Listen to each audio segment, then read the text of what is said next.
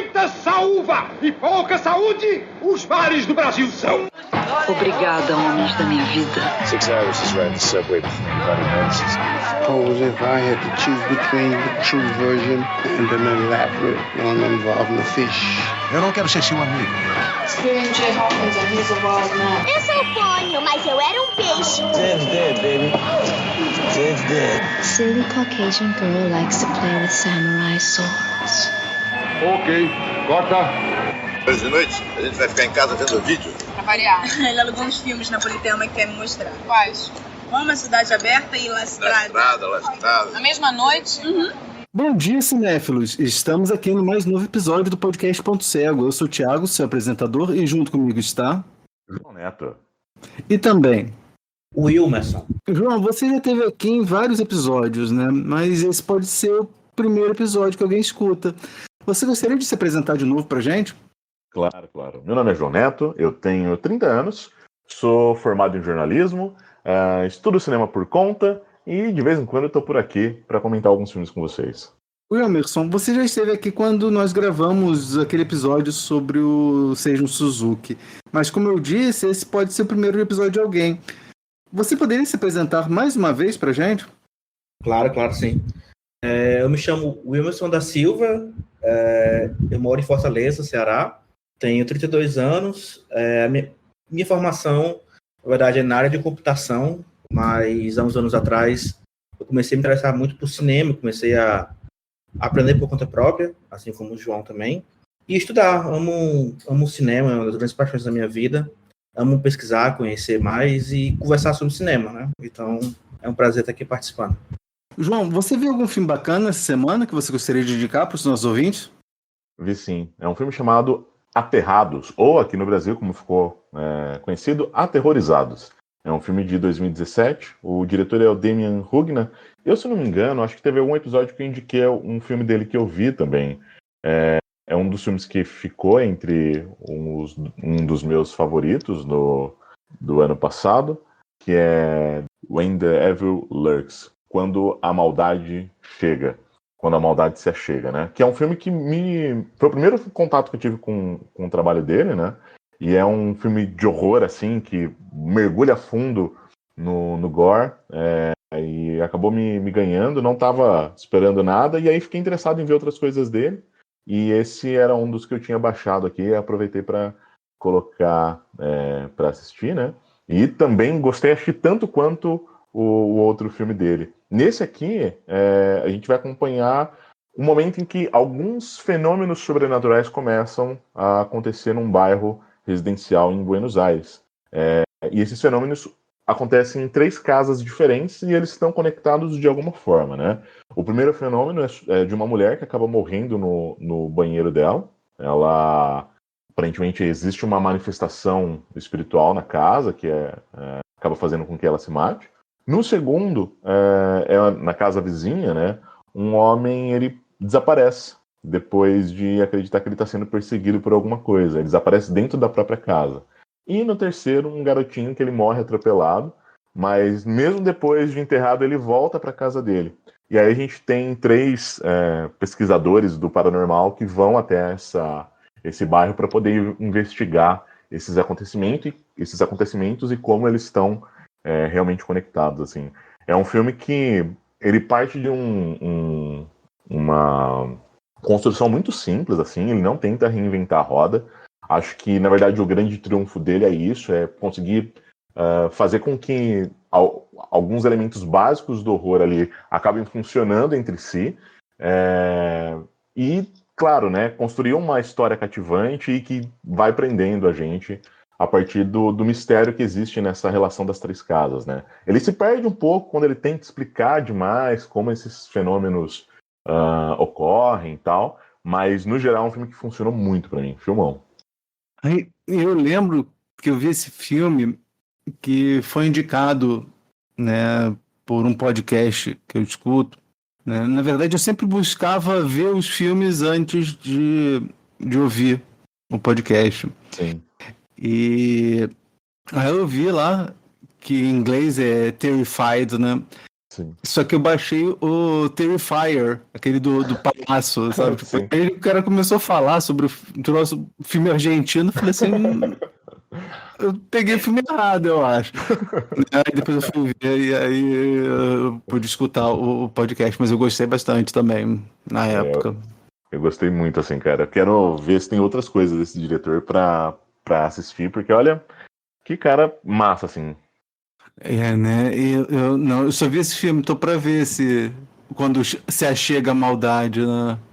Acho que você vai gostar também, viu? Se você gostou desse, eu acho que quando você chega a maldade, ele funciona melhor, assim. Acho que o diretor consegue trabalhar sem a necessidade de explicar tudo muito detalhadamente e só deixa as coisas fluírem e acho que ali ele ganha corpo, assim, com o filme. Sem falar que eu acho que nesse primeiro filme, no Aterrados, ele traz um trato que até flerta com o gore, mas nunca faz isso de forma que o gore tome, né, de assalto a narrativa, e quando o Malsa chega, ele vai abertamente pro gore, e acho que ali é onde as coisas funcionam muito bem, sabe? Eu gostei bastante. Legal. E você, Wilmerson, você viu algum filme bacana essa semana que você gostaria de indicar pra gente? Eu vi pouca coisa essa semana. Na verdade, acho que eu vou dar uma mini roubada, porque eu revi um filme que eu tinha visto em janeiro. Então, foi recentemente e eu revi agora, então acho que tá valendo, né? Sim. É um filme que eu vou até apresentar no Cineclube que eu faço parte esse mês. É um filme que se chama O Quinto Selo. Não é o sétimo, é o Quinto Selo. É um filme húngaro de 76, dirigido por Soldan Fabri. Eu acho que é assim que fala o nome dele, eu não tenho certeza. E esse filme se passa em Budapeste, em 44. Então é quando a cidade está tomada pelos nazistas, né? E é um filme que, assim, vou ser bem sério, quanto menos você souber, mais legal é a experiência. Mas, só para contar um pouco de como é que são 4 amigos que estão em um bar à noite, conversando. Um é relojoeiro, um outro é carpinteiro, um é vendedor de livro e o quarto é o próprio dono do bar. E aí eles estão ali e a gente, em uma cidade ocupada, né? Vez ou outra eles têm alarme de ataque aéreo, eles ouvem tiros na rua e eles estão conversando, umas conversas assim, uns diálogos assim, às vezes bem filosóficos, assim, questionando algumas coisas.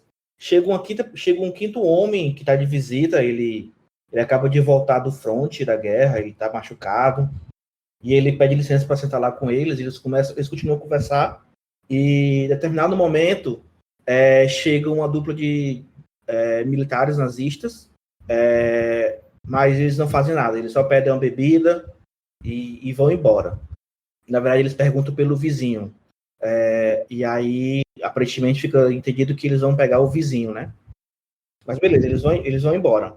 E aí, depois disso, um desses amigos, ele faz um questionamento para os outros. Ele fala que eles têm 5 minutos para escolher, eles vão morrer, e aí eles vão ter que escolher entre 2 opções de como eles vão renascer.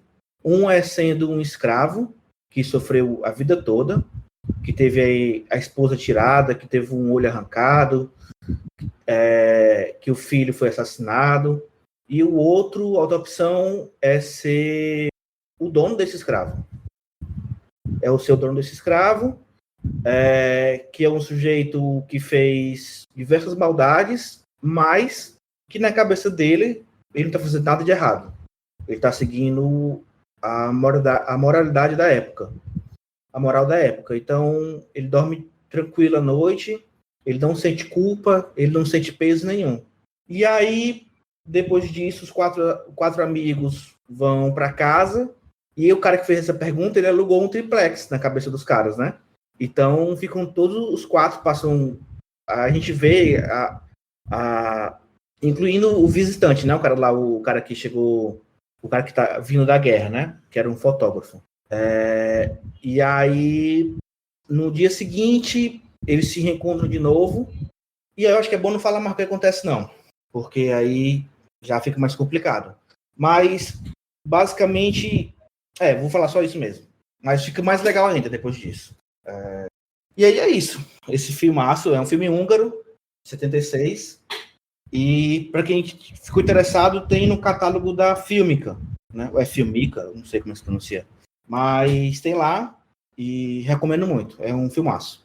Já salvei aqui na Filmica pra ver essa semana ainda, cara. Olha, esse aí tava completamente fora do meu radar, viu? Posso fazer uma pergunta? Claro. Você teve a ideia de ver esse filme por quê? Vixe, cara, boa pergunta. Na verdade, assim, eu vejo os filmes geralmente quando eu tô no mundo, navegando no mundo, né? E aí o filme aparece pra mim. Aí eu crio um interesse. Aí às vezes eu salvo ali e fica ali. Aí quando tempo depois ele reaparece, aí cara, eu tenho que assistir esse filme. É agora. Aí eu vou e assisto. Esse filme, ele tinha aparecido em um podcast chamado Filmes Clássicos há um tempo já, 2 anos, eu acho. Não vou lembrar exatamente. E aí eu fiquei interessado na época, eu pesquisei, mas não achei ele em uma boa qualidade. Aí quando foi esse ano, eu vi ele para baixar em algum lugar, eu acho. Eu não lembro muito bem, mas eu achei ele em uma boa qualidade. Aí eu, pronto, é agora. Aí eu baixei, assisti e fiquei fascinado por esse filme. Me apaixonei. Eu perguntei porque eu falei desse podcast que eu escutei do Aterrados. E aí, um outro podcast que eu seguia muito, né, adorava, né, eu tenho escutado menos do que gostaria ultimamente, né, nesses últimos 4 anos, mas nos primeiros 10 anos eu via direto, toda semana, é o Projection Booth. E, por coincidência, o Projection Booth fez um episódio sobre esse filme no começo de dezembro de 2023. Aí, como você foi ver no começo, em janeiro, eu pensei assim, será que ele ouviu isso? Caralho, que coincidência. Coincidência, né? Mas... Poxa, eu vou ouvir esse episódio então, cara. Porque não tem quase nada sobre esse filme na internet, cara. Uhum. É o episódio 658 do Projection Booth, né? E o Mike White, assim, é um cinéfilo, né, que, assim, o Projection Booth é um podcast, assim, que muito profundo, assim, eles fazem episódios de sei lá, de 5, 6 horas sobre o Conan, sabe? E ele vai muito a fundo, assim, eu gosto muito do trabalho do Mike White. Caramba, cara, eu não conhecia esse podcast. Para me preparar para o episódio de hoje, eu vi alguns filmes do diretor que a gente vai falar, né, que é o Ge Janquet, e eu gostaria de recomendar um que eu vi que não foi um que a gente vai falar, que é Um Toque de Pecado, A Touch of Sin. É um filme, né, são 4 histórias independentes, né, sobre coisas violentas que acontecem, né?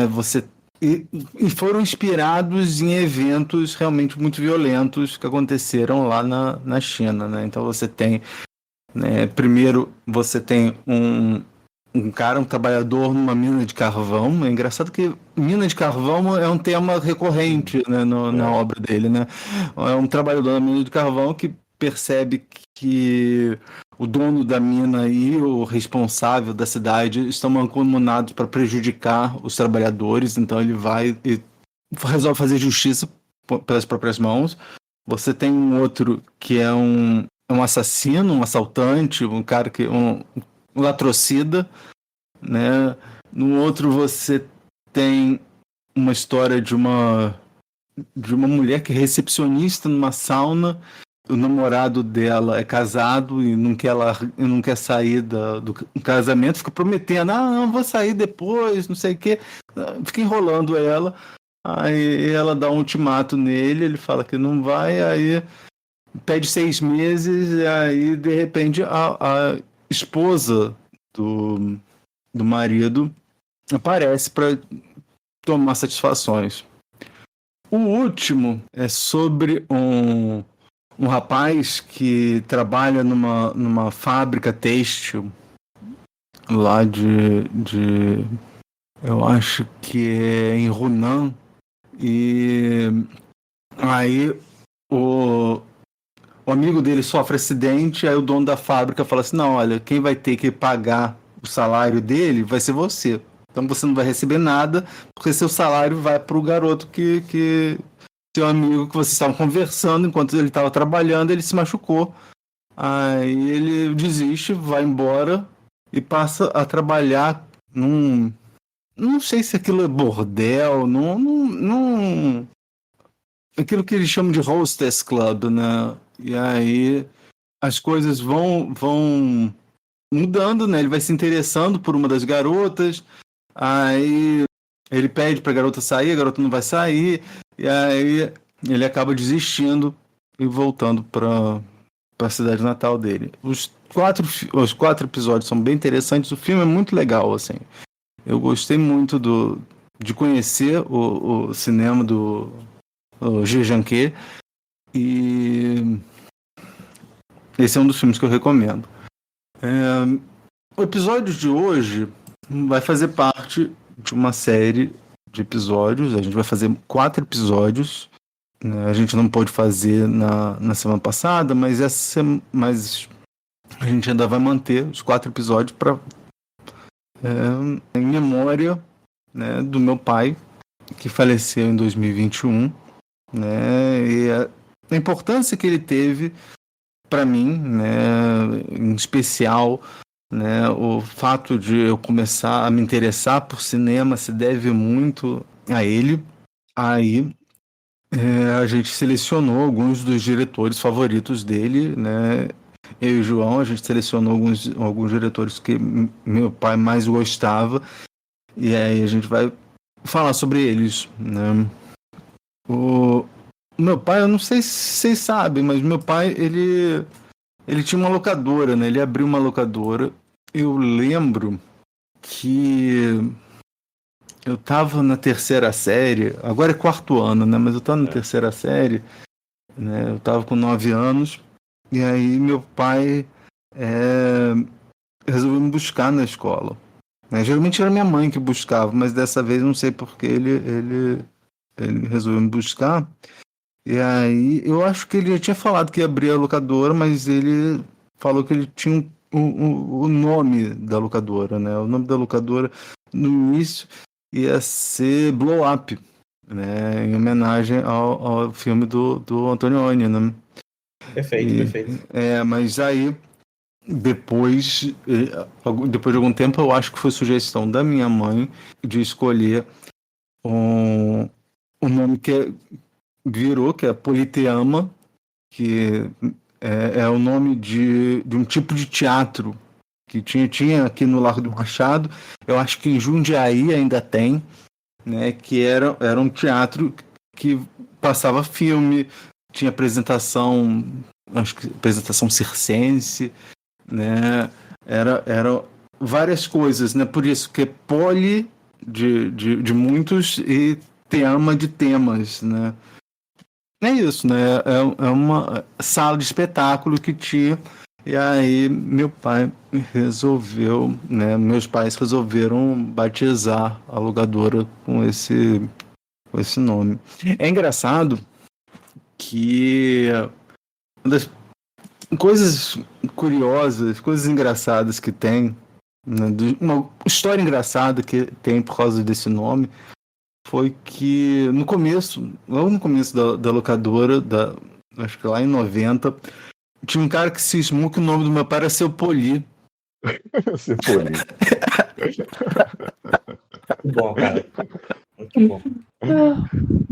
E assim, eu acho que eu já falei isso lá no episódio do ano passado, né? A gente começou em Botafogo e aí depois, né, meu pai mudou para Copacabana, para Nossa Senhora de Copacabana, numa sala maior.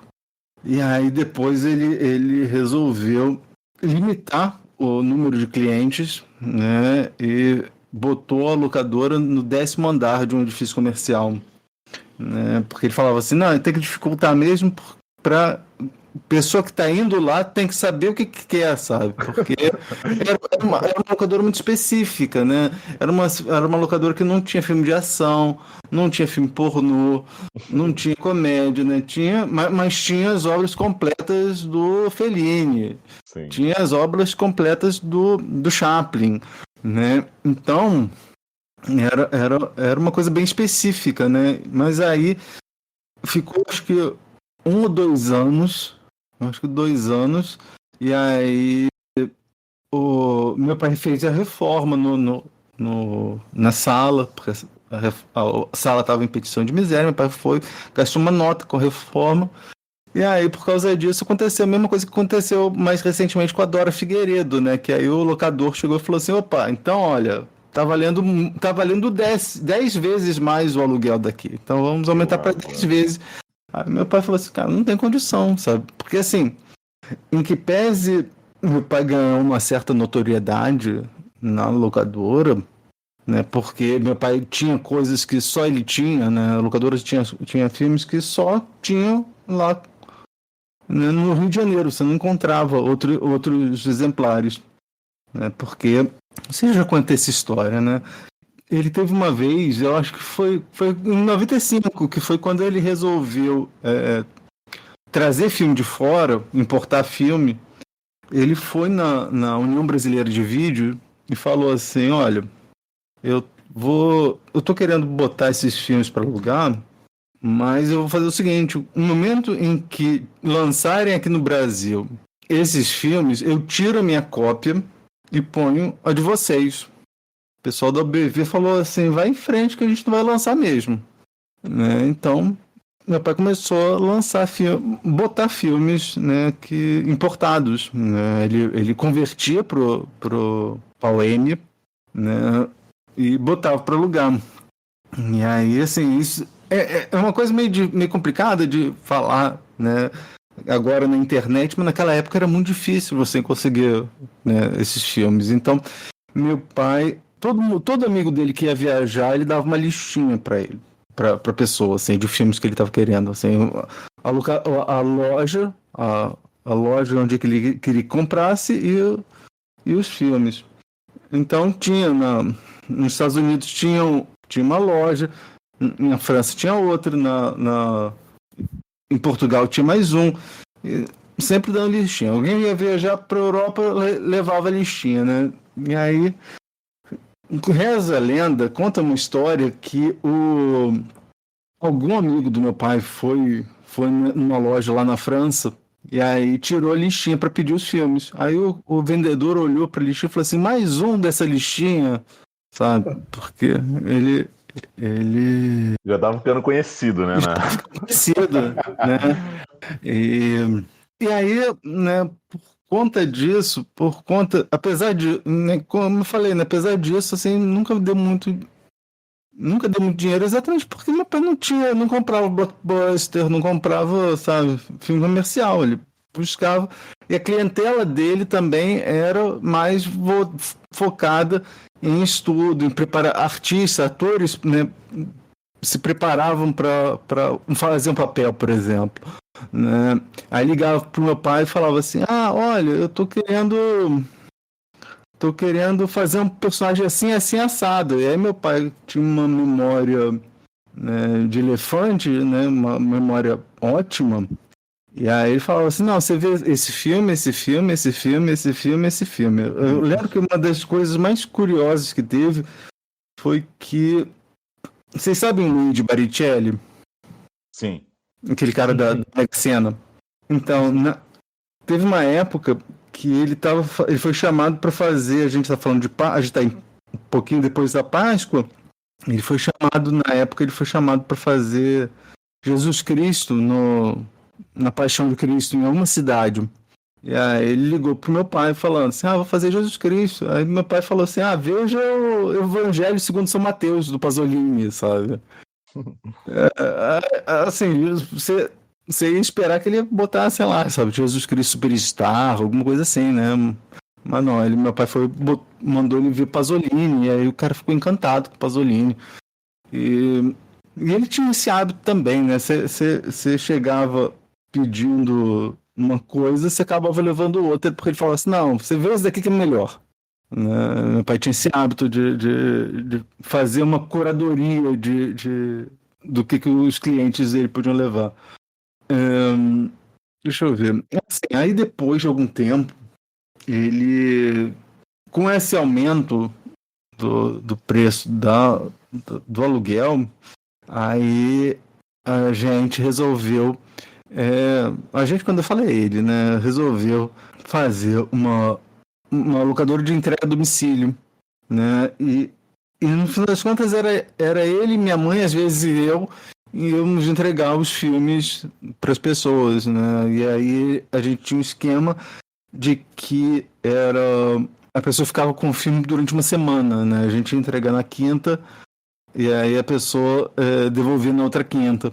Isso daí era bom para quem estava estudando, para quem fazia personagem, para quem né, atores que iam montar um personagem, ou então estudantes de cinema que iam precisar, né, dissecar o filme, né, esse sistema era bom. Né, e aí ficou durante um tempo. Né, eu lembro, isso daí acho que foi em 2004, 2003, 2004. Meu pai já estava de saco cheio de fazer isso de entrega, e aí ele e minha mãe iam parar de entregar. E aí o Marcelo Janot liga lá para casa perguntando se pedindo um filme. Aí minha mãe fala assim, olha, você aproveita que essa é a última semana, porque na semana que vem a gente não vai entregar mais nada. Aí ele, por quê? Não, a minha mãe falou assim, porque a gente já tá de saco cheio, sabe? Tem muito pouco cliente, e aí a gente vai parar. Ele falou assim, se eu conseguir 10 pessoas, vocês não fecham? Meu pai falou, aí minha mãe passou pro meu pai, ele falou isso pro meu pai falou, tá bom, se eu conseguir 10 pessoas, eu não fecho. Aí ele mandou uma corrente, naquela época era corriqueiro, né, corrente de e-mail, ele mandou para Deus e o mundo corrente, eu mesmo recebi, acho que em 2006 eu estava recebendo essa corrente, eu, filho, estava recebendo essa corrente. Aí ele mandou assim, muita gente ligou, fez inscrição, não alugava filme não, mas fazia inscrição, e aí eles ficaram mais um tempo. Né? E teve uma outra coisa também, mais ou menos nessa época, acho que um pouquinho antes, que foi do Separações, né? Eu sempre que eu posso, eu falo de Separações, do Domingos de Oliveira, né? Que é um filme de 2002, em que o Domingos de Oliveira menciona, né, a locadora do meu pai. Caramba. Tem uma hora no filme em que eles estão conversando, e aí... peraí, na abertura do podcast a gente tem esse áudio, não tem? Sim, eu acho que sim. Tem. Na abertura do podcast a gente tem essa fala, né, que é a mulher falando, a gente pegou, né, 2 filmes lembrei agora. Né, La Estrada e Roma Cidade Aberta. A gente está começando com o mesmo diretor que foi começada a homenagem que o pessoal da Cinemateca do MAN fez, né? O pessoal do Cinemateca, né, o Hernani, o Rui, o José Quental foram muito gentis, né? E eles organizaram uma mostra muito incrível, né? Com os filmes, com parte assim, tipo de filmes que meu pai gostava, sejam filmes brasileiros, filmes estrangeiros. Fez um ciclo de 3 mesas redondas sobre meu pai, que me recomendo muito. Pessoal, foi muito querido, tanto o pessoal que aceitou participar quanto o pessoal da Cinemateca. E aí, por coincidência, o diretor que abriu a mostra é o mesmo diretor que está abrindo esse mês de homenagens, né? Que é o Jejanquet. E aí a gente podia falar um pouco sobre ele, porque assim, ele é um diretor que meu pai se apaixonou quando ele viu algum filme dele, não sei, saberia dizer qual foi o primeiro filme que meu pai viu dele, mas ele se apaixonou e aí ele queria que todos os amigos dele vissem os filmes dele, do Djanké. E é até engraçado, porque segundo o José Carlos Monteiro, segundo ele, foi meu pai que apresentou o Djanké pro Walter Salles. Caralho, mano. Mas isso aí, segundo o José Carlos Monteiro, o próprio Walter Salles tem uma história diferente, dizendo que eles acabaram se encontrando, né, em 98, quando o Djanké estava lá com o pickpocket, o artesão pickpocket, e o Walter Salles estava com o Central do Brasil lá em 98, lá em Berlim. Então eu não pego isso como um grain of salt, sabe? Tipo, eu não tenho muita certeza dessa história que meu pai falou. Não, mas de qualquer forma. Eu vi a entrevista, eu vi esse momento, esse vídeo do Walter Salles, que ele fala isso. Sim. Mas eu vou ficar com essa outra versão aí que é mais legal. Eu também acho. Mas assim, meu pai tinha isso, né? O pessoal até comenta na homenagem a ele que ele apresentou muita gente a um monte de diretor que o pessoal não conhecia, assim, o Pelichian, Belatar, e agora o último ele tava, né, era o Sion Sono, né, que eu mostrei para ele, eu acho que uns filmes do Sion Sono, e aí ele se apaixonou, e aí ele queria que todo mundo visse os filmes do Sion Sono, né. E o Djanké foi um desses diretores que era muito pouco falado na época, e meu pai já cultuava, transmitia a palavra dele, né? Eu não sei, vocês não viram muita coisa dele, né? Não, a gente até chegou a conversar um pouquinho antes de começar a gravar, né? Eu vi esses dois filmes que a gente vai discutir hoje. E vi o Artesão Pickpocket, mas são os únicos filmes que eu vi. Apesar de ter gostado muito, assim, do cinema dele, cara. Eu preciso parar pra ver mais coisas. Pra mim é parecido. Quando você me chamou, eu fui pesquisar, não tinha visto nada dele ainda. O primeiro que eu baixei, que eu fiquei, assim, curioso pra ver, foi justamente que você mencionou mais cedo, Um Toque de Pecado, porque o nome A Touch of Sin, na hora que eu vi, eu me lembrei do A Touch of Zen, né, do Pig Who. Aí eu achei que tivesse alguma relação, não sei, fosse alguma referência. De qualquer maneira, eu fiquei interessado, e depois eu vi que realmente o nome vem daí mesmo. Era uma referência. Mas, infelizmente, eu não consegui ver mais nada além dos dois que a gente vai conversar hoje aqui. Então, fiquei curioso para conhecer mais a obra dele. Eu vi que é um cara que é um cara meio prolífico, assim, em termos de um trabalho, não só como diretor, né, mas produtor também. Ele chegou a produzir o Memória da Apichatpong, com a Tilda Swinton, né? E muitos cultos, né? Documentários também. Eu fiquei curioso, eu quero conhecer mais o trabalho dele. Então, a gente pode já passar para os filmes? Bora lá. Por mim, sim. Então, bora. Agora que já falamos sobre o tema, vamos recapitular as regras do programa. Todo programa, eu e minha co-apresentadora ou meu co-apresentador escolhemos um tema. Hoje foram filmes dirigidos pelo Djanké. Então, eu escolhi um filme dentro desse tema, ao qual o Emerson ainda não havia assistido, e o João escolheu um ao qual eu ainda não assisti. Ou seja, dois filmes que estavam lá nos nossos pontos cegos. Nós vimos os filmes e agora conversaremos sobre eles. Tiago, qual foi o filme que você escolheu para mim? Plataforma de 2000. O filme foi escrito e dirigido pelo Jia Djanké e estrearam um filme Hong Wen-wan, Tao Zhao e Liang Jitong. Na pequena Fenyang, da província de Shanxi, Kui Mi-liang, que é interpretado por Hong Wen-wan, e Zhang Jun, Jingtong Liang, são dois rapazes curiosos com a globalização e a entrada das influências ocidentais na China de Deng Xiaoping. Por isso têm cabelos compridos, calças boca de sino, fumam e ouvem música pop que vem de fora. Com as amigas Yun Huijuan, interpretada pela Tao Zhao, e Zhong Ping, Tian Yang, integram uma trupe de música e dança cultural patrocinada pelo Estado, que vai em digressão por vários pontos do país como um veículo de propaganda dos valores do comunismo. Mas os tempos vão mudando, os amigos crescem e a mensagem musical muda também, com a chegada da música rock. Essa sinopse vem do site A Janela Encantada.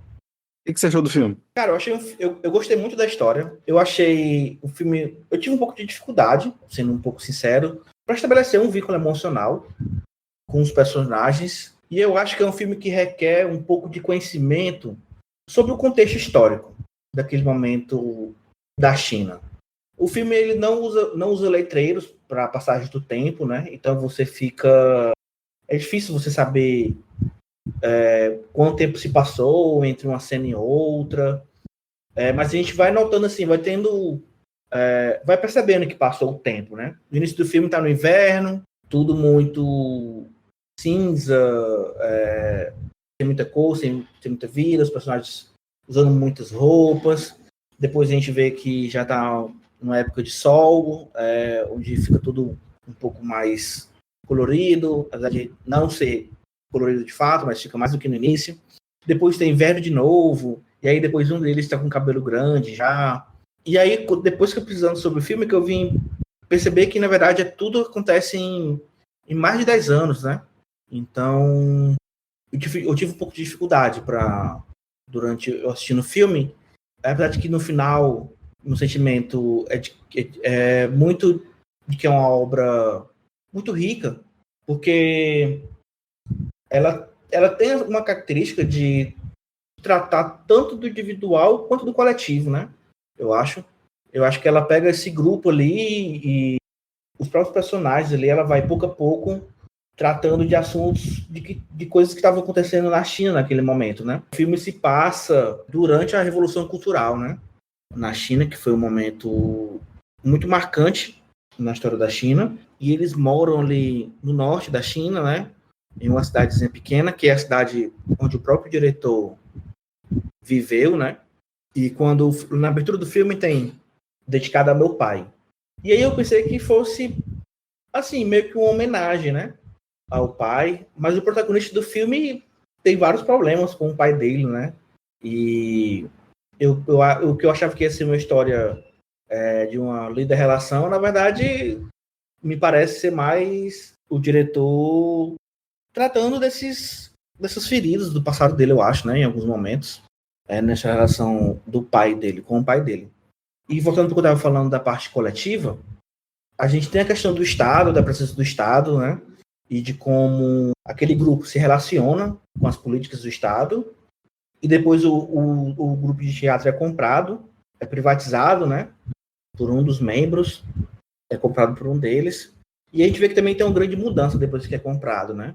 Mudam até o transporte que eles usam para viajar pelas cidades. Eles começam a ser muito cobrados pelo novo dono do grupo, né, e maltratados assim também.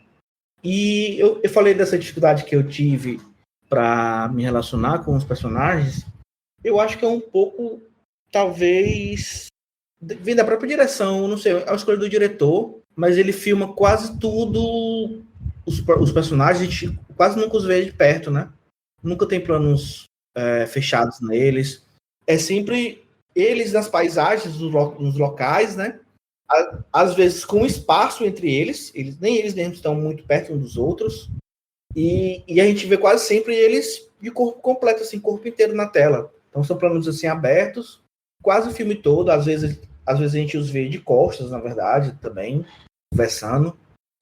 Então, eu não sei, eu senti que o filme tem um pouco desse distanciamento, e eu fiquei me perguntando assim, fiquei tentando entender por que o diretor tomou essa escolha, sendo sincero. Mas, ao mesmo tempo, eu acho a montagem dele muito interessante.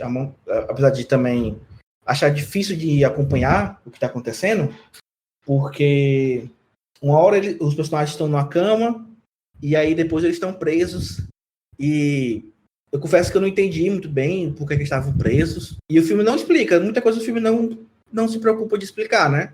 Por isso que eu falei que eu acho que é um filme que quanto mais você conhecer sobre o contexto ali da vida daquelas pessoas, né? Mais você vai conseguir absorver, eu acho. E talvez para mim eu tenha sofrido um pouco com isso, sendo bem sincero. Mas gostei muito. Parece que eu não gostei, mas eu gostei muito. Eu não sei se eu falei mal do filme, mas não. Mas eu gostei muito do filme. Eu acho que é um filme que, apesar dessa parte coletiva, ele vai pegando. Ele também não abandona o individual, né? De cada um, o drama daqueles personagens. Principalmente do protagonista, eu acho. Que ele vai acompanhando do início ao fim, né? E a história dele com a moça com quem ele é apaixonado, claramente, né? No início ela não quer ele, depois também tem a relação dele com a família. O pai é um moralista, que depois, se eu não me engano, estava traindo a mãe, né? E abandona a família também. Eles têm alguns perrengues durante a estrada, né? Durante essas viagens para se apresentar. Muda completamente o contexto das apresentações, né? No início é algo bem mais voltado para o teatro, contando histórias locais, algumas coisas folclóricas e também histórias que acabam promovendo o comunismo, né? Fazendo propaganda do comunismo, e depois vira quase que uma banda de rock, né? De música pop se apresentando com as dançarinas e indo de cidade em cidade fazendo as apresentações. Eu gostei muito. Apesar de ter tido uma dificuldade, eu tenho pra mim que é um filme que quando eu reassistir, é um filme que vai bater muito mais forte em mim. Eu acho que a gente compartilha, o Emerson, sobre esse primeiro trato com o cinema do Gia, porque realmente, assim, ele tem um interesse histórico, obviamente, ele parte desse pressuposto de fazer esse recorte histórico, mas ele tá pouco interessado em fazer disso uma lição de história, sabe? Uma aula de história. Ele tá mais interessado em fazer com que a gente sinta o peso histórico daquilo. Tanto que acho que as escolhas dele, pela forma como ele vai construir a narrativa, que realmente é um ritmo muito lento. Eu lembro de ter lido um livro do Tarkovsky em que ele fala justamente sobre o processo de esculpir o tempo no cinema, e acho que é meio que o Gia faz aqui, sabe? É um processo de que ele pega o tempo e vai esculpindo ele para que a gente possa vivenciar junto com os personagens todas aquelas transformações, né? E eu gosto disso, cara. Eu gosto, assim, pra mim também, o primeiro contato com esse filme gerou esse incômodo, sabe? Essa dificuldade de conseguir criar uma relação mais frontal com esses personagens, com a história. Mas acho que revisitando ele, isso pra mim faz mais sentido, sabe? Obviamente, também concordo que a gente talvez precise ter um conhecimento prévio, né? De como aquele momento histórico da China foi pautado, quais eram as grandes dificuldades ali, porque esse é o ponto central dele, né? Lidar com essas novidades e com todas as idiosincrasias daquele momento, né? Então a gente tem um período muito complexo e que vai bater de frente com uma construção cultural que se deu desde a Revolução. A gente está vendo ali o momento de abertura da China para o mundo mais globalizado, né? A gente vê isso num primeiro momento se entranhando ali na juventude, né? E mais para frente, mais próximo do fim, a gente vê essa coisa da globalização já muito bem estabelecida, muito bem intrincada ali dentro daquela sociedade chinesa, né? E é legal perceber que a gente só pode entender e se aproximar dessa relação dos personagens com esse momento histórico justamente porque o diretor abre mão de uma apresentação mais pedagógica mesmo, sabe? Então eu realmente gosto muito desse filme, né? Você falou da questão do coletivo. Para mim o filme ele funciona numa chave de melodrama que foca nesses personagens, mas nunca isso é necessariamente o tema central. Eu acho que essa coisa do melodrama e dessas histórias individuais, elas ocorrem ali em alguma medida, mas realmente o coletivo é muito mais importante, o sentimento coletivo que eles compartilham ali é muito mais importante. E é legal perceber que é um olhar meio triste, assim, sobre esse processo, sabe? Um olhar meio que desiludido com o quanto essa juventude, quanto essa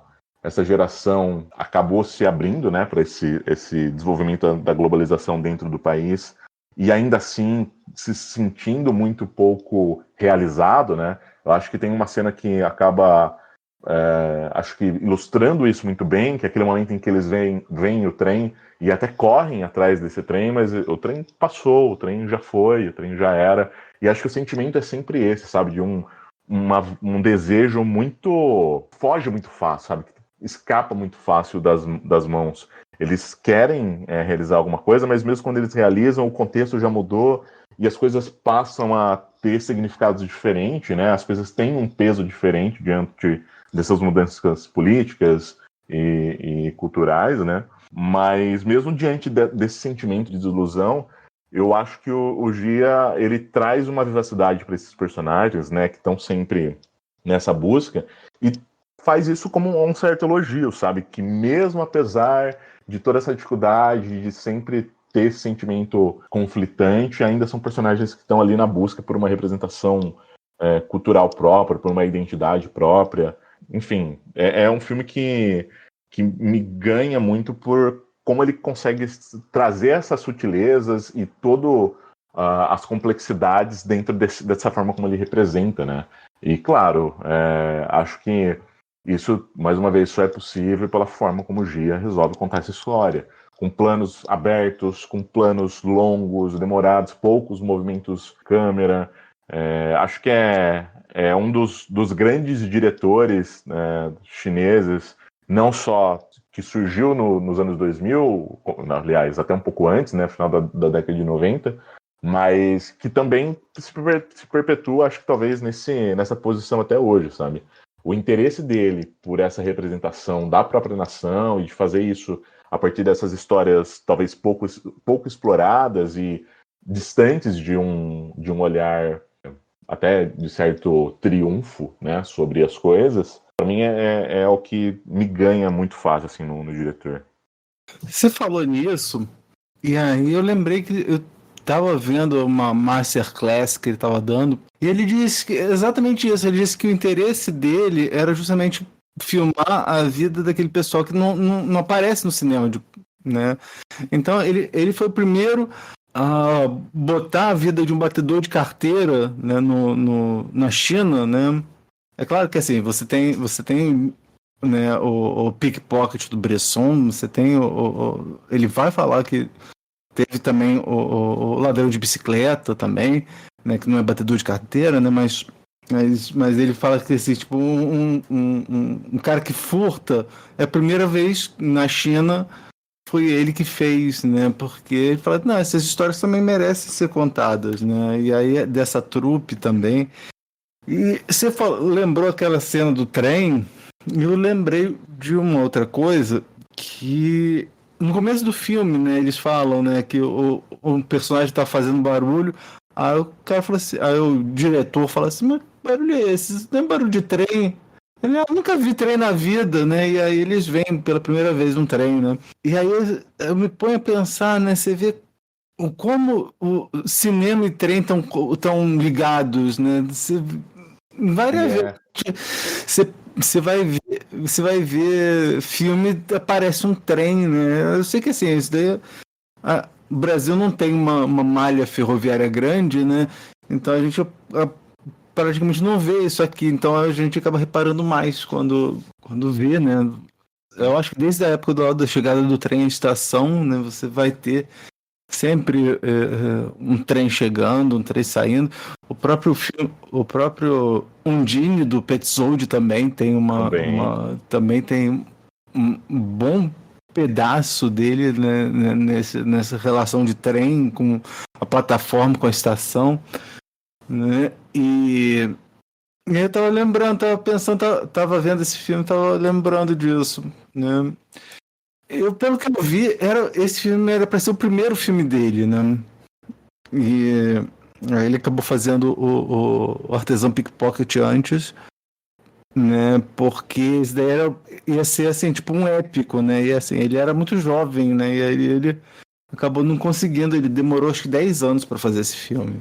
Né? Então, assim, o filme tem muitas elipses, né? Tem muita passagem de tempo, mas a própria produção do filme também demorou muito tempo.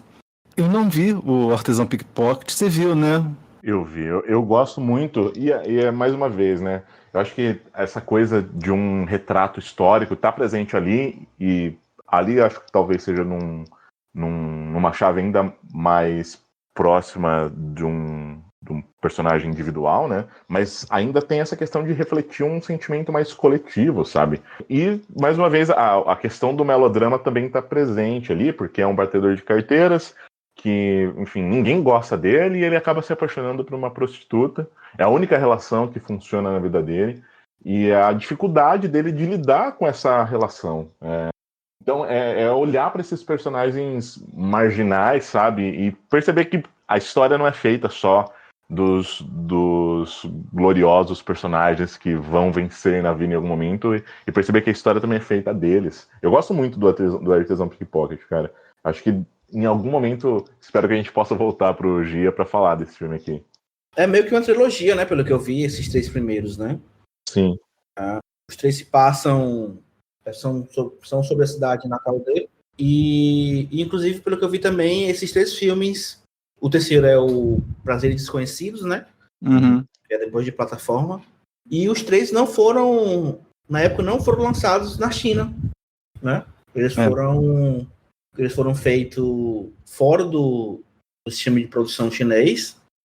Foram considerados filmes underground, por isso. Sim. E não tiveram lançamento lá, né? Apesar de terem tido bom reconhecimento no exterior. Tem até uma entrevista que eu vi do Gia, que ele fala sobre a pirataria, né? Porque os filmes fizeram muito sucesso com DVD pirata na China.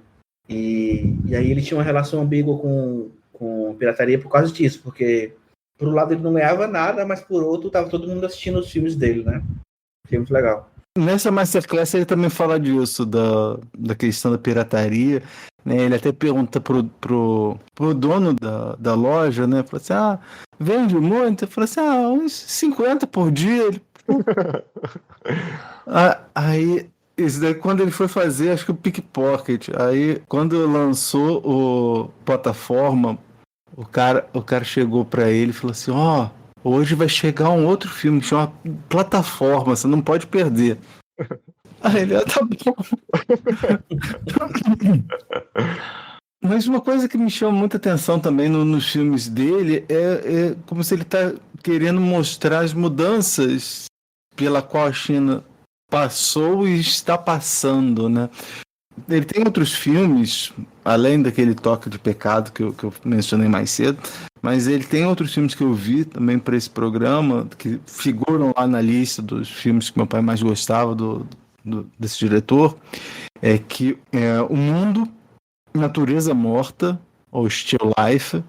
Ele fez um chamado A Visita e um outro que é Nadar até o Mar Ficar Azul, eu acho. E eles sempre estão retratando, eu acho, assim, a visita me pareceu uma coisa mais em relação da Covid, né, superação da Covid, mas é um curta também, mas esses outros, né, o Natureza Morta, o Still Life, o Nadar até o Mar Ficar Azul e o Mundo, eu acho que ele estava querendo retratar muito, né, as mudanças pela qual a China estava passando, né?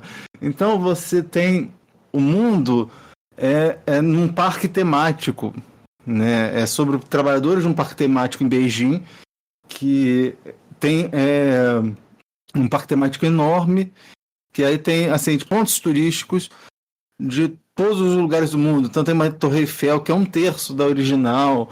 Aí você tem a Ponte de Londres, tem o Big Ben. E são pessoas que trabalham lá interagindo, né? E aí, né, usam muito o celular, que assim, tinha acabado tinha acabado não, mas só que estava, né? Você começa a ver uma coisa mais tecnológica, né, na China.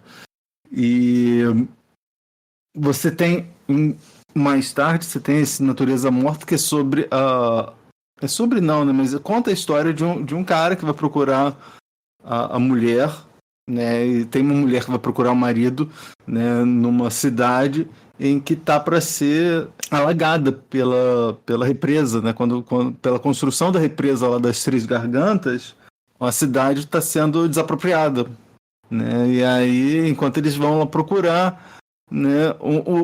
O personagem do Sam Ming, ele vai trabalhar na demolição dos edifícios e aí é curioso que esse ator, esse Han Sang-ming, ele participa de muitos filmes do Jia Zhangke, né? E é sempre como um mineiro de carvão, né? Ele tá como mineiro de carvão nesse filme, no Plataforma.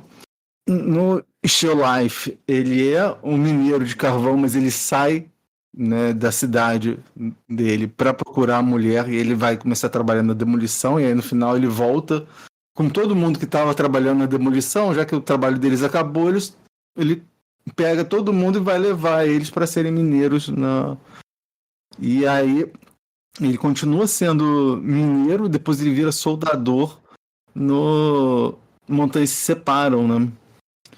Aliás, né, uma coisa que eu achei interessante é que não é o mesmo personagem, né? Porque tanto que são períodos muito distintos.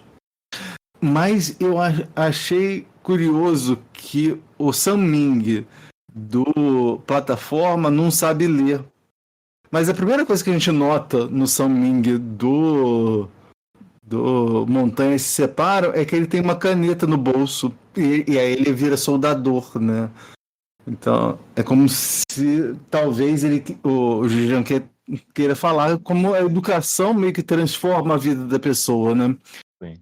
E eu não sei, eu tive uma impressão, eu não sei, a primeira vez que eu vi esse filme foi justamente na homenagem, né? Eu tinha dito que foi o diretor que o Rui Garnier escolheu para começar, para abrir a homenagem ao meu pai, foi o Jia Zhangke, mas o filme também, né? Foi esse filme, né, que eu vi, foi esse filme que passou lá na homenagem ao meu pai, lá no MAN, e eu não sei, eu tava numa época que eu tava vendo muito Abbas Kiarostami, e eu não sei, tem uma hora que o Sam Ming, ele encontra o pessoal, né, no caminhão, e aí ele sobe uma montanha para ir lá para pegar um emprego, né, para se candidatar ao emprego.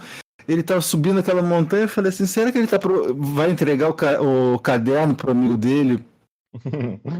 Por causa do caso do meu amigo, por causa do meu amigo, tinha uma montanha enorme, garotinho subindo a montanha. Eu lembrei disso, falei assim, será que ele está procurando o caderno para o amigo?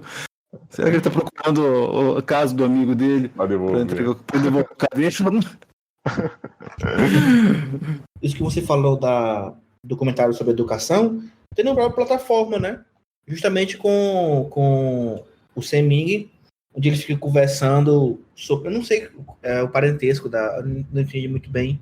Acho que é a irmã dele que tá para a cidade de Fenyang, né? Tá em Fenyang, que ela foi para estudar, se não me engano, né? Algo assim. Ele dá dinheiro para ela, né? Pronto, é justamente isso. Aí tem quando o Mi Liang volta para Fenyang, ele fala, eles estão em uma mesa de restaurante, né? Até a mãe fala que é a primeira vez que ela tá comendo fora, né? Que é a primeira vez que ela tá em restaurante, eu acho que ela fala algo assim. O pai questiona por que ela tá gastando aquele dinheiro. E aí ele dá o recado para essa garota, eu não vou lembrar o nome dela agora, mas que é justamente esse, né? Se concentre nos seus estudos. Tá? Então, já tem essa questão da educação já tá aí, né? Sim. E eu acho que tem outras relações entre os dois filmes. Eu acho que o Montanhas e Plataforma. Acho que não é só isso não, viu? Tem. Estão satisfeitos? Estou satisfeito. Emerson. Não, eu podia só comentar um pouco da questão dessa entrevista que eu estava vendo com o Gia. Ele fala sobre, ele dá a entender que o filme é um filme muito pessoal, né? Muito sobre experiências que ele viveu. Então ele comenta ali, principalmente sobre essa questão do tempo que o João levantou, mas também o papel da música. Fala sobre quando ele era adolescente, na cidade não tinha nada para fazer. Não tinha entretenimento nenhum. Não tinha rádio, não tinha TV. Ele disse que jantava com a família, terminava de jantar, ficava todo mundo em silêncio ali, querendo fazer algo mais, mas não tinha. Então ficava todo mundo um do lado do outro calado até a hora de dormir. E era isso até que um dia uns amigos dele ensinou ele a sintonizar na rádio. A rádio era basicamente para notícias, né? Mas um amigo ensinou a ele a sintonizar em um canal de música. Então, todas aquelas sequências musicais ali do filme que a gente tem, inclusive o nome do filme é de uma música, né? Que eu acho que, se não me engano, tem uma cena no filme que ela tá tocando dentro do caminhão, o William que tá ouvindo, e depois tem uma cena eles cantando a música, né? Se eu não tiver entendido errado. E aí todas aquelas músicas são músicas que marcaram a vida dele, porque ele disse que consegue acessar as memórias através dessas músicas, né? Então, aquele momento de mudanças na China é algo parecido com o que ele viveu durante a vida dele também, né? E eu achei isso muito legal. Isso mesmo. Não, sim, concordo com você. Então, vamos pro próximo filme. João, qual foi o filme que você escolheu para mim? As Montanhas Se Separam, de 2014. O filme foi igualmente dirigido pelo Zhe Jianke. Atuou no filme Tao Zhao, Liang Jingdong e Yang Chang. Tudo começa nos anos 1990, quando Tao, nativa da província de Shanxi, aí de novo Shanxi, né? Sim. Fica dividida entre dois pretendentes. Um é herdeiro de um posto de combustíveis e o outro trabalha numa mina de carvão. Ambos são amigos de infância. Sua decisão terá consequências sintomáticas. Essa sinopse vem do site Papo de Cinema. Olha, eu vou te dizer que esse foi o filme do Zhe Jianke que eu mais gostei de assistir. Gostei muito desse filme, assim. E eu acho que, mal ou bem, ele casa bastante com o Plataforma, né? O Wilmerson falou, né, que eles têm muita coisa a ver, e tem, porque enquanto o Plataforma ele fala muito de como foi, né, a transição, né, lá da China, né, final dos anos 70 para o começo dos anos 90, esse vai pegar onde parou, né, no final dos anos 90 e vai até o futuro, né, vai até 2025, né, e eu adorei esse filme. Já o Tao tá ótima, ela participa pouco do Plataforma, né, mas, né, porque ela é interesse romântico do Kun Min Lang, que aí ela rejeita ele, e aí ela, no final das contas, vai acabar trabalhando como o trabalho do pai dela, né, e nesse filme ela é personagem central do filme, né, e eu achei a história de um cuidado, de uma delicadeza, né, que eu não estava preparado, assim. E tem várias coisas no filme que me chamaram muita atenção, né. Primeiro começa o filme, tem os créditos, né, o title card, né, o título, né, com 45 minutos, né. Isso é quase um filme do Sion Sono também, né? A gente falando do Sion Sono de novo. O Sion Sono também botava assim, sei lá, o Love Exposure era nos 57 minutos, né? Então, e conta, né, a história, né, dessa moça que está dividida entre dois pretendentes, né? Um é rico, mas eu acho ele mais agressivo, né? Mais direto, né? E o outro era mais delicado, né? E aí ela teve que fazer a escolha, acaba escolhendo o rico, né?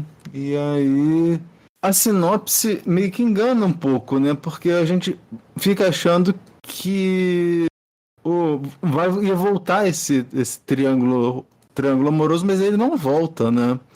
Quando você corta, né? O filme tem 3 capítulos, né? O primeiro capítulo é nos anos 90, mas também tem várias elipses que vão até 2007, né? Porque se você vê, o garoto nasceu em 2007, ele tá com 7 anos, ele tá com 7 anos em 2014, não é isso? É. Então, em 2014, aí depois o filme corta para 2014, que é onde a história se desenrola, e aí depois você tem um epílogo, assim, por assim dizer, em 2025. Né? E essa história do triângulo amoroso, ela meio que morre nos anos 90. Nos anos 90, no começo dos anos 2000, na primeira parte, né? Na segunda parte, eles não se encontram mais. Tanto que ele acaba voltando, né? A história acaba voltando, já estou me adiantando, né? A mulher rejeita ele, né? Prefere ficar com o rico.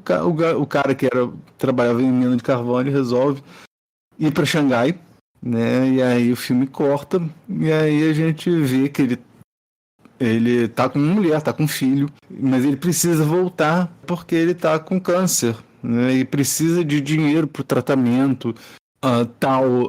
Ela se divorciou, a gente descobre que ela se divorciou, o filho dela acaba morando com o pai, porque o pai o pai é rico e o pai tem condições de mantê-la, né? É engraçado que o pai, no começo do filme, né, você já vê que ele é dono de um posto de gasolina, mas ele já vai querendo crescer os negócios, né, tanto que ele acaba comprando a mina de carvão. Exatamente, eu acho que ele compra a mina de carvão para forçar o cara a desistir da tal. Sim. Né? E aí, como o cara disse que não ia desistir, o cara manda ele embora. Mas mesmo assim a mulher acaba ficando com ele. Não, eles acabam se encontrando em 2014, né? Mas ele não pede pra ela o dinheiro.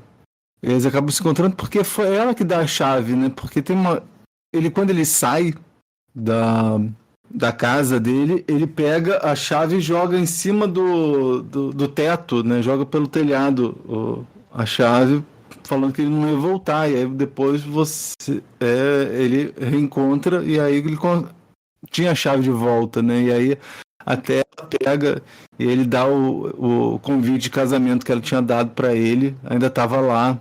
Então eles se encontram, desculpa, gente, eles se encontram em 2014, mas não é ele que pede o dinheiro para o tratamento, né? E meio que ele sai da história aí, nesse momento. Porque não é um reencontro romântico, né? Não é um reencontro romântico, sim. E aí depois o pai dela morre. E eu achava que o pai dela queria que ela ficasse com ele, né? Porque quando ela falou que já tinha se decidido e ia ficar com o rico, ele faz uma cara meio de desapontado, sim, né? Mas ele morre e ela acaba meio que sozinha. Ela só tem o cachorro, né? Porque ela compra um cachorro no final desse primeiro capítulo. Aí o cachorro, né, tá maior em 2014 e ele passa a ser a única companhia dela, né? Porque quando o pai morre, o filho dela volta, ela chama o filho, e aí tem todo o primeiro contato que ela tem com o filho, né? E é um contato meio difícil, né? Porque o filho quer mais saber de como da viagem dele, porque eles iam se mudar para a Austrália, né? Tanto que o final do filme se passa na Austrália, o que é curioso, porque se você lembra, no casamento deles, o pano de fundo da foto do casamento deles era em casa de ópera de Sydney, né? Sim. Então ele já era meio que uma obsessão do personagem. E uma obsessão maior é com dólar, né? Tanto que ele põe o nome do filho dele de dólar. E aí, o último capítulo, esse epílogo, é justamente a relação do dólar com o pai, que é difícil, porque o dólar já não fala mais nem cantonês, nem mandarim, né? Ele fala inglês, então ele tem que se comunicar pelo tradutor do Google, e deve ser uma coisa meio complicada, né? Porque o pai dele não fala inglês, né? Passou anos na Austrália, mas não consegue falar inglês. Fala o mandarim, o cantonês, eu acho que mandarim, né? A conversa deles, o contato deles tem que ser mediado por pelo tradutor, pelo Google, né? Eu não sei, gostei muito do cuidado que ele teve na proporção da tela. Vocês repararam nisso na fotografia do filme? Sim, é bem pautado, né, pelas mudanças de tempo, essa mudança da proporção. Eu até voltei pra ver, porque eu não reparei quando tinha acontecido. Quando eu reparei, já tinha acontecido. Aí eu voltei depois que eu terminei o filme. E é bem logo após os créditos. Que é quando ela tem um filho. Aí anuncia o nome do filme, né? Tem um crédito com o nome do filme. E aí muda a proporção da tela. Razão de aspecto. Em 2025 ainda tá mais aberta ainda, mais... Eu gostei, cara. Gostei bastante. Muito obrigado, João. Eu agradeço pela oportunidade de estar aqui com vocês.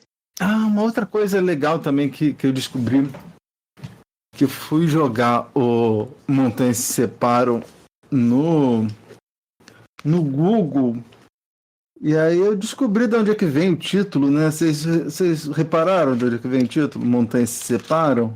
Não. Tá na Bíblia.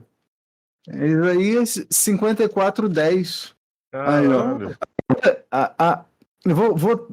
A minha tradução tá diferente, porque assim, é do inglês, né? Então o cara traduziu, mas o cara fala assim: ainda que as montanhas mudassem de lugar, ou seja, que as montanhas se separem e as colinas vacilassem, meu amor nunca se afastará de ti.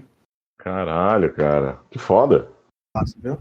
Né? Eu acho que é muito a relação dela com o filho, né? Sim.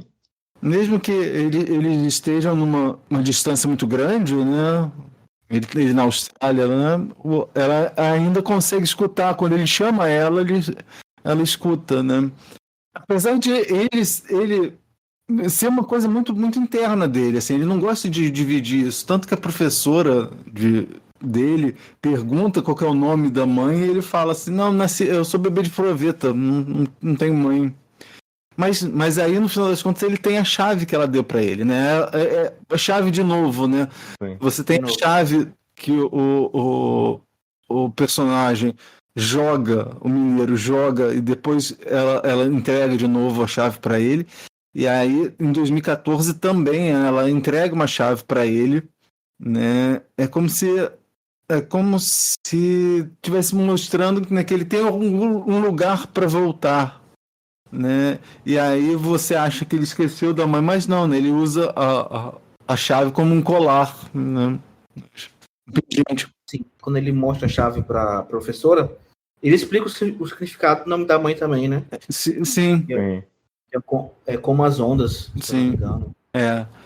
E é engraçado que a dancinha que ela fazia, né, com a música do Pet Shop Boys é como se fosse de onda, né?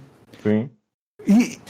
E são duas músicas que meio que permeiam o filme, né? É o Go West, a versão do Pet Shop Boys, né?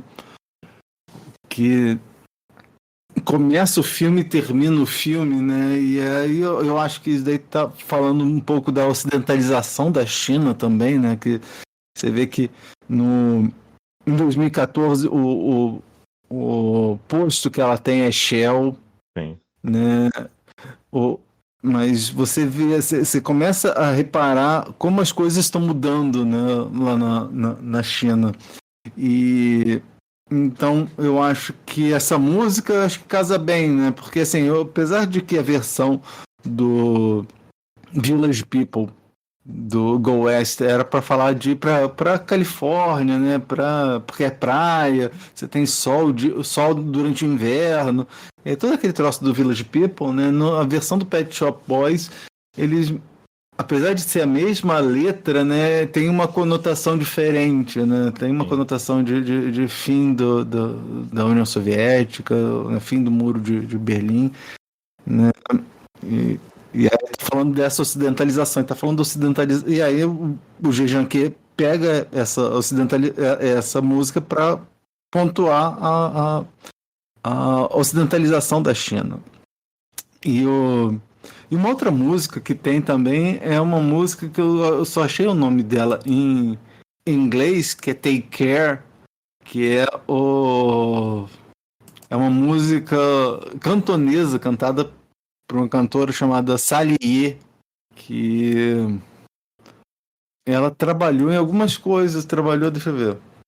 Tô vendo isso É agora. aquela balada, né? É aquela balada. Se chama Take Care. Ela trabalhou no Matador do John Woo. Trabalhou em um monte de filme. Caralho. O filme do Jackie Chan, The Protector. Que foda, cara. Ela trabalhou, mas ela fez essa música que é a balada. É uma balada que toca nos três capítulos, né? No começo do filme, né, no primeiro capítulo do filme, na introdução do filme, toca uma vez, né? Aí depois toca ela escutando com o filho no ônibus, no trem, eu acho, né, voltando para casa. Aí eles estão lá com o radinho, lá estão com o radinho não, né? Estão com o troço de som, não sei se é o celular, alguma coisa assim, escutando essa música. E aí, no epílogo, né, no terceiro capítulo, né, a professora dá justamente o disco dessa música, toca essa música. Ele fala assim: eu já ouvi essa música. Ela fala assim: não, é porque todas as músicas em cantonês são parecidas. Mas essas duas músicas, eu acho que elas meio que encapsulam o filme, né? Elas são muito presentes no filme.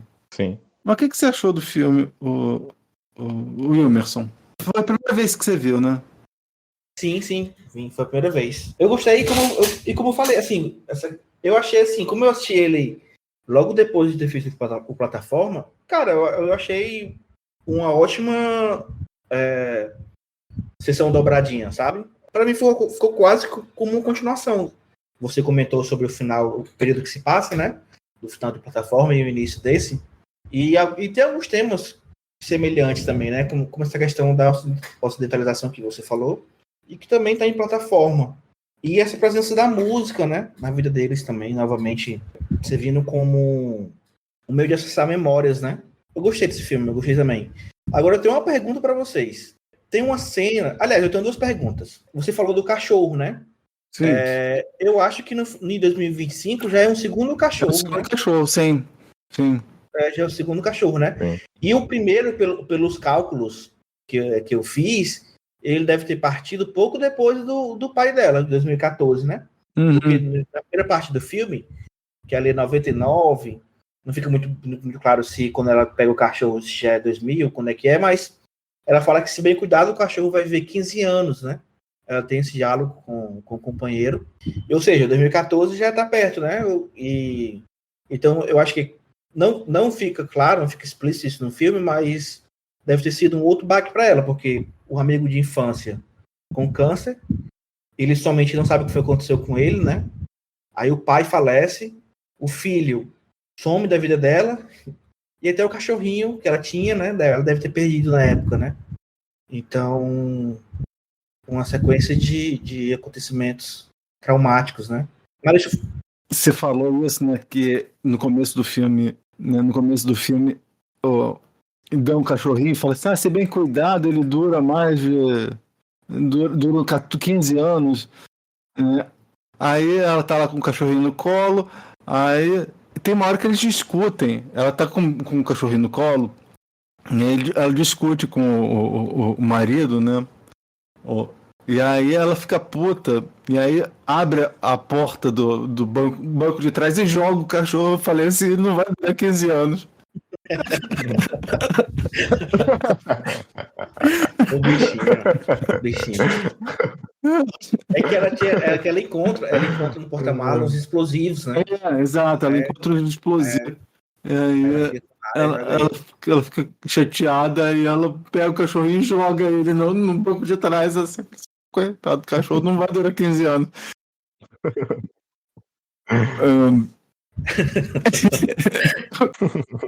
Cara, a outra pergunta. O primeiro filme, na verdade, é mais um comentário do que uma pergunta, né? Mas agora é uma pergunta mesmo. Na primeira parte do filme, tem uma cena que ela vê um avião caindo, né? Sim. O que aquilo significa para vocês? Cara, difícil, hein? Eu vi aquilo meio que como um mau presságio, sabe? Pela escolha que ela tinha feito, e que ali meio que uma certeza sobrenatural pairou ali, tipo, olha, esse caminho que você está escolhendo é um caminho que não vai te fazer feliz, não vai te fazer bem. Eu vi desse jeito, mas não sei se era essa a intenção do diretor, também vi algo não. parecido. Mas eu achei muito curioso a cena, porque ela segue a vida normalmente, né? Depois disso, não tem repercussão o acidente em si, né? Na história que a gente está acompanhando. Então... Não, até junto da cena tem um rádio que toca no fundo, né? Que dá algumas notícias. Eu até achei que fosse falar do avião, mas não fala nada assim sobre o acidente, né? Eu também achei, cara. Eu já achava que era isso. Eu achava que o rádio ia anunciar o acidente, mas não. Eu gosto muito desse filme, poder revisitar ele e vir aqui para conversar com vocês é um negócio maravilhoso. Eu gosto desse filme porque é um filme cheio das sutilezas. Eu acho que o Gia aqui, ele consegue ser muito sutil na forma como ele vai construir algumas simbologias ali, né? Acho que principalmente porque ele consegue fazer essas simbologias transmitir muito bem a sensação de toda a efervescência pela qual a China estava passando, né? De transformação cultural. E isso, obviamente, ele consegue personificar a partir desses personagens, né? Os dilemas estão personificados nesses personagens, né? Então, a abertura da China, as influências ocidentais, elas meio que vão se acumulando, né? Nesse momento final em que a gente está partindo para um novo século. E aí a gente meio que ilustra isso com uns contornos de triângulo amoroso, né? Eu não sei se é isso, mas na minha cabeça o diretor coloca a nossa protagonista ali como uma representação dessa China, né? E aí os dois pretendentes são as representações dos possíveis futuros da China, né? Um com essa representação máxima de abertura a um mundo globalizado, tanto que é um personagem, como vocês pontuaram, já tem aquele posto, né, que ele herdou da família, e ele tem um carro que é alemão, então acho que isso acaba ficando meio que como algo que está na entrelinha ali, né? E o outro é aquele homem trabalhador das minas e que não tem uma perspectiva de futuro para além desse trabalho que já é feito ali, né? E acho que tanto quando eu vi pela primeira vez quanto agora, isso meio que acabou ressoando, né? Com essa China entre dois possíveis caminhos e que ela precisa fazer uma escolha, né? Em algum momento para poder seguir em frente, né? E eu gosto disso, gosto de como o diretor tem essa necessidade de ilustrar esse momento histórico a partir essas representações que se dão pelas relações interpessoais, né? E mais uma vez, a gente falou, né, do lance das elipses e o quanto o aspecto como fala? A proporção de aspecto da tela muda. É mais uma vez o diretor usando dessas sutilezas, né, para poder fazer essas pequenas indicações. Outra coisa que para mim marcou muito nessas indicações é que ali no começo do filme, naquela primeira parte, tem alguns momentos em que a gente tem uma mudança na fotografia, né, e a fotografia vai ficar um pouco mais próxima daquele digital que era muito presente no início dos anos 2000 ali, que tem uma estética muito, muito própria, né, de imagem digital. E mais uma vez é ele pontuando, né, a partir da própria forma fílmica, como a gente está passando por um momento muito específico e que aquilo está bem delimitado ali, né, aquele período histórico está bem colocado ali. E aí, né, por falar nessas manifestações de mudança, o G ele vai fazer um balanço geracional dessa história que ele está contando, né? E talvez até apontando para um sentimento meio coletivo de não pertencimento.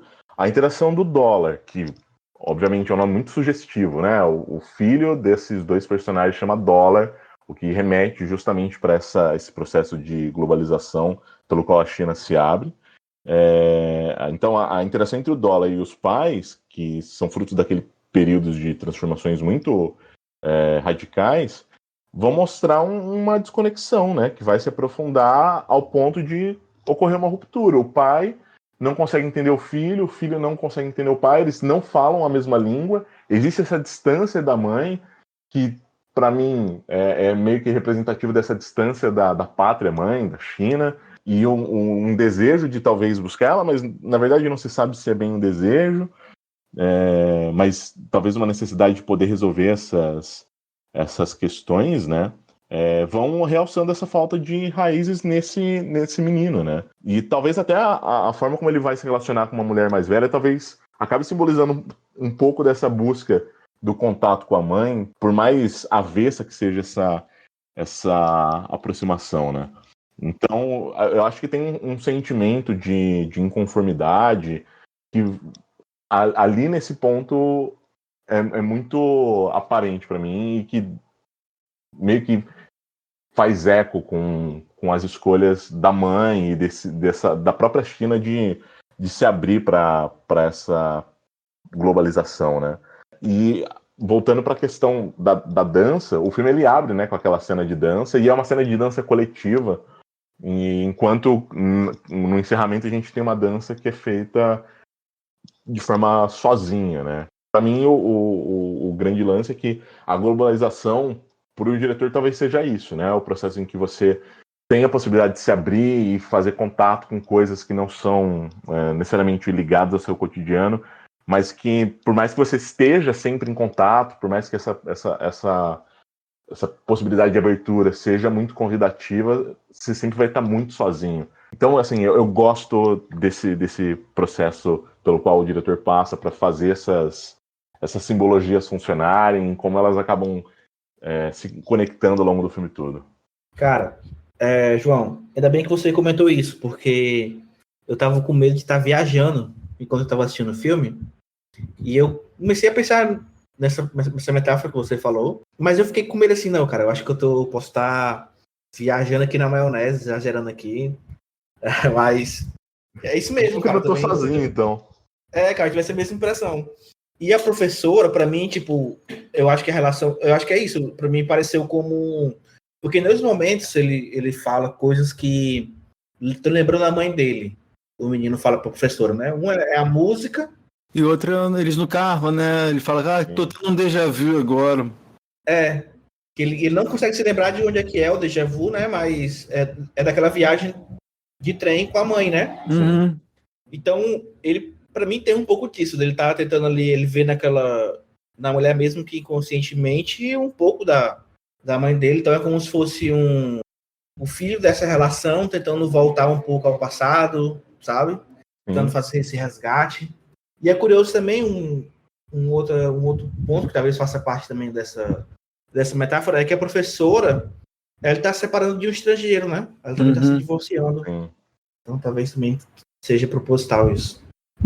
Não, e tem até uma hora que eles vão viajar, né? Você até acha que o filme vai, né, promover um reencontro entre o dólar e a tal, mas, né, eles vão comprar a passagem, e aí a mulher da companhia aérea vai falar, não, porque é seu filho. Aí ele fica ofendidíssimo e vai embora, sai, e aí a professora vira para ele e fala assim, então, vem cá, você pensou em como você vai me apresentar a sua mãe, se eu sou sua amiga, se eu sou sua professora, se eu sou sua namorada? E aí ele fala que alguma coisa como eu acho que eu me enganei, alguma coisa assim, né? Sim. E aí ela fala assim, não, eu também me enganei, né? Alguma coisa assim, né? Sim. É isso mesmo. É isso mesmo. E ele é um filho dessa relação e ele tem muitos problemas, né, com o passado dele, né? É um passado mal resolvido. Sim. E é muito traumático para ele, assim. Você vê que é algo muito sensível para ele, né?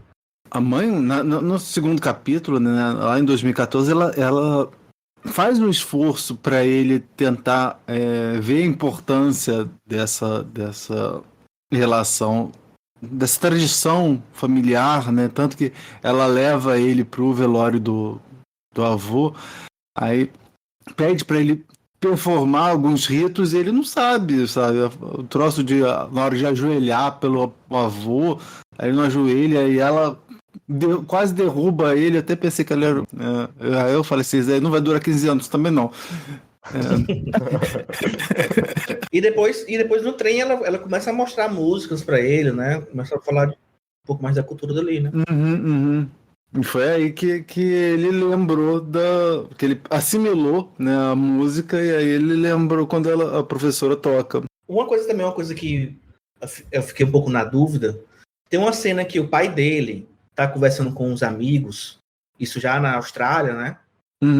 E aí um deles comenta, faz tempo que você fugiu da China, você não quer voltar, algo assim ele fala, né? E aí esse fugiu, pra mim, ficou assim, será que ele cometeu algum crime ali, ele foi embora por causa disso? Já começa o filme, ele já com o dinamite pra estourar. O que ele tá querendo estourar? O dinamite? É o próprio cara. O próprio cara, né? O concorrente dele. Então, e aí depois aí ele tava sempre armado, né? Esse marido, ele aparece no primeiro e no último capítulo, e nesse último capítulo ele tá com um monte de arma, tem um fuzil enorme assim, na mesa, assim, normal, sabe? 2 pistolas. Ele parece um mafioso, na verdade, né? Parece. Que mora num apartamento muito alto, chega lá, sei lá, a mesa de centro da sala repleta de armas. Quando a professora vai lá fazer... Inclusive, essa cena é meio constrangedora, né? O cara levar a professora ali para traduzir. É meio constrangedora, mas eu acho que foi a forma que ele viu de conseguir conversar com o pai, porque o Google Tradutor, apesar de ser uma mão na roda, algumas vezes ele não é muito exato, porque por exemplo, ele escreveu pro pai, né, falando assim, não, poxa, pai, eu não tô querendo largar a faculdade, né, eu não sei, eu posso fazer qualquer coisa, sabe, no sentido de que posso trabalhar como qualquer coisa, posso trabalhar como entregador de comida do restaurante, mas passando pelo tradutor do Google pro cara, falou assim, eu posso fazer qualquer coisa, no sentido de que eu sou muito bom, qualquer coisa que acontecer eu faço. E aí ele ficou ofendidíssimo com a soberba do filho, brigou com o filho. Então eu acho que o filho escolheu chamar a professora justamente para ter uma conversa com o pai, uma coisa que ele nunca conseguiu ter, porque os dois moram na mesma casa, mas não falam o mesmo idioma. Sim. E às vezes, eu tava lembrando, às vezes a palavra escrita, né, é mais difícil de você entender o sentido do que a falada, né? Porque às vezes isso acontecia muito na época do MSN, não sei se eu acho que talvez no WhatsApp isso aconteça também, né? Alguém fala alguma coisa sendo irônico, você leva a sério e você acaba brigando com a pessoa. Não tem tom, né? Então Sim. Fica meio que a cargo do receptor da mensagem, né? Dá um tom àquilo. Cara, tem um diálogo nessa cena da professora traduzindo a conversa que ele fala, o filho fala que quer ter liberdade, né? Aí o pai pega com a arma na mão e fala, a China não permite que cidadãos tenham armas. Na Austrália pode, a Austrália modificou a lei e agora eu tenho várias armas, mas eu não tenho em quem atirar.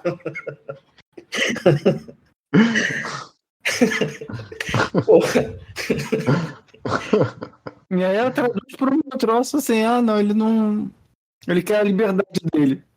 Ela traduz, ela faz um meio de campo ali, ela tenta remediar ali um pouco as coisas, né? Ela não fala realmente o que eles estão falando, né?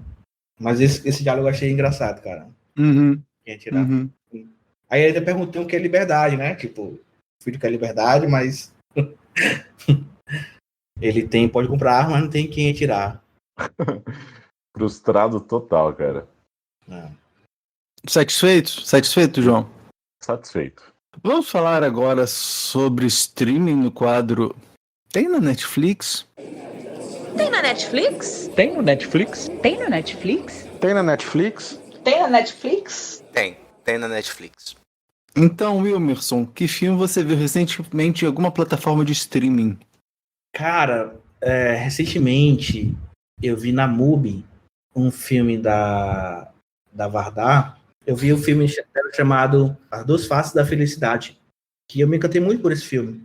Eu achei, apesar de ter uma história não linda, mas o filme, plasticamente, é muito bonito. O filme parece uma primavera, sabe? É encantador visualmente. Mas é sobre esse cara que ele é casado com uma mulher que ele ama muito, e eles vão passear com os filhos em uns parques. O filme, a direção explora muito esses cenários de campos, né, com flores, com o sol na cara, algo assim muito, muito bonito mesmo, assim, bem primavera. E aí ele conhece uma outra mulher por qual ele se apaixona também. Então ele começa a ter um caso com essa outra mulher e, segundo o que ele acredita, ele ama as duas. Ele ama as duas e o filme é sobre isso e sobre como essa existência desses dois relacionamentos vai se dar, né? O que vai acontecer a partir disso. E é um filme de muito coração, como de costume da diretora, né? Eu acho que ela tem um olhar muito humano, que ela nunca condena as pessoas, assim, ela sempre tem um olhar muito gentil. E eu achei um filmão. Tem na MUBI e fica a recomendação. Eu já vi esse filme, João? Não vi, cara. Preciso ver. Na verdade, eu já adicionei aqui na minha watchlist do Letterboxd para não esquecer. E você, João, você viu algum filme que você gostaria de recomendar? Sim, ainda estou correndo atrás de alguns filmes do Oscar desse ano, né? Acho que tem coisas legais, assim, ouvi falar muito bem sobre os filmes, então alguns que estavam na minha lista estão começando a pintar pelos streamings da vida, eu tô tentando assistir. E entrou, não faz muito tempo, Anatomia de uma Queda, que concorreu ao Oscar de melhor filme, melhor direção, melhor atriz, enfim, várias categorias, né? E é um filme que vai acompanhar uma personagem chamada Sandra. Ela é escritora e vive com um marido que também é meio que um escritor que está passando por um momento complicado da vida de dificuldade de compreender o próprio trabalho, né? E o filho deles que é cego. Acontece que o esposo dela acaba sendo encontrado morto no quintal da casa, e aí esse caso vai acabar nos tribunais. E por conta disso, o relacionamento deles, que estava super conturbado, vira um objeto de investigação. Ela passa a ser uma das principais suspeitas, né, dessa morte. Aí, com a divulgação dessa briga entre eles e uma traição também da parte dela, essa tensão acaba aumentando, né? E o filho é levado para os tribunais como a única possível testemunha, mas não uma testemunha ocular, porque ele convive na casa também. Então o filme é um filme de tribunal, né? E vai girar em torno dessa dinâmica. Eu gostei porque acho que esse filme faz muito bem aquela coisa de trabalhar com filmes de tribunal, o lance de trabalhar com elipses e que a gente nunca tem uma certeza exata do que acontece. Tá muito bem posto aqui. E para mim ele é um filme que acaba refletindo muito um momento em que a gente vive, principalmente por essa questão de que a briga do casal acaba sendo levada para os tribunais, que ganha repercussão na mídia, meio que faz um pouco de coro para esse momento que a gente vive, em que parece que nada acaba sendo privado, tudo ganha esse espaço para que as pessoas compartilhem desses momentos que até então eram íntimos, sabe? Filmão, cara, gostei muito de ver. É um filme que tá na Prime Video. Você tem algum meio de contato, João? Sim, vocês podem encontrar no Twitter, que é o @João_Neto93, no Instagram, que é o _João_Neto_, e a minha página, o Cineratos, que ia voltar agora no final de março, só que o meu computador deu pau, e aí, enfim, vai voltar agora em abril, aproveitando que eu tô com bastante tempo disponível agora. Então, abril a gente volta, segue lá no Instagram, que é o @Cineratos. E você, Wilmerson, tem algum meio de contato? Nas redes sociais, Wilmerson da Silva, em todas. Eu acho que não vão ter muitos. E é isso, é fácil de achar. Você falou no começo do programa que você tem um cineclube. Você podia falar um pouquinho do cineclube pra gente? Aqui em Fortaleza, a gente tem esse cineclube chamado Cineclube Paralelas. Era uma turma de um curso do Pablo Vilaça, que ele veio ministrar aqui em Fortaleza em 2017. No último dia do curso, um aluno teve a ideia de criar um grupo no WhatsApp, e aí passou um papel pela sala para a gente dar o número. Criou-se esse grupo, e aí, o pessoal conversando no grupo, teve a ideia de se encontrar para ver filme, e aí nasceu o Cineclube.